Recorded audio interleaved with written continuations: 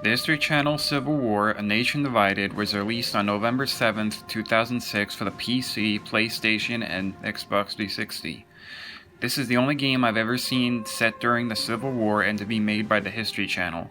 Those reasons alone was enough to get me to buy it. I wanted to know if a game set during that war could work and be fun. Did I? Let's find out.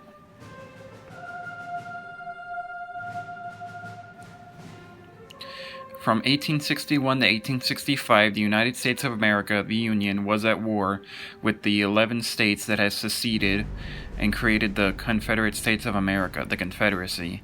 This was a war that both sides fought for many different reasons, but the two main ones were, for the Union, it was to reintegrate the seceded states and abolish slavery, while for the Confederacy, it was to stay as a separate nation and keep slavery.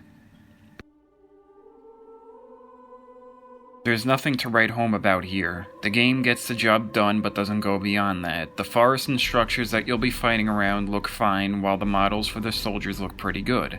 The only thing that really stands out are how on point the weapons are when compared to the real thing.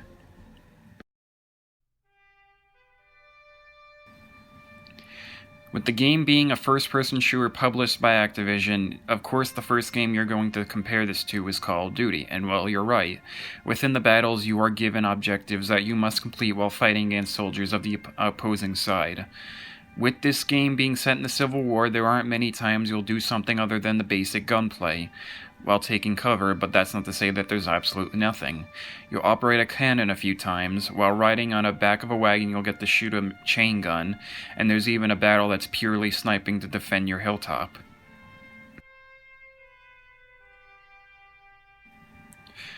You use the left thumbstick to move, while the right thumbstick controls where you look, as well as reloading by clicking it in. Left and right on the D-pad is how you switch weapons. The A button is used for interaction with objects, B is used for crouch, and Y is used to jump. The back button brings up your current objectives. Left bumper is how you throw a grenade, right bumper is how you do a melee attack, left trigger is how you aim down sights, and finally the right trigger is how you fire your weapon.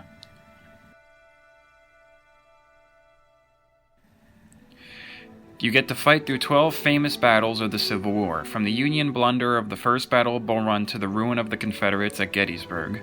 All battles will also be accompanied by an intro cutscene that tells you what the stakes and battle plans are for that particular battle, as well as an outro cutscene that describes the casualty amount, who won, and what that meant for the war as a whole.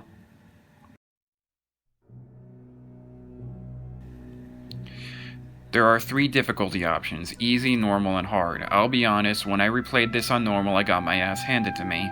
Since all battles happen on fields, there is almost no cover and there are enemies everywhere.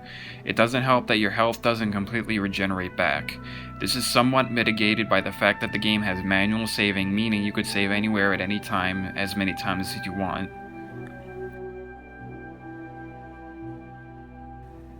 The music in this game is great. It's mainly consisted of era-appropriate instruments such as drums and trumpets, and it fits the game perfectly, but there are some problems. There are only 3 music tracks in the game, it only plays during cutscenes or when you're on the main menu, and the biggest offender, all of the tracks were taken from the movie Glory. I am disappointed that this game doesn't have an original soundtrack, but it's forgivable since they did choose a movie that was nominated for Best Original Score.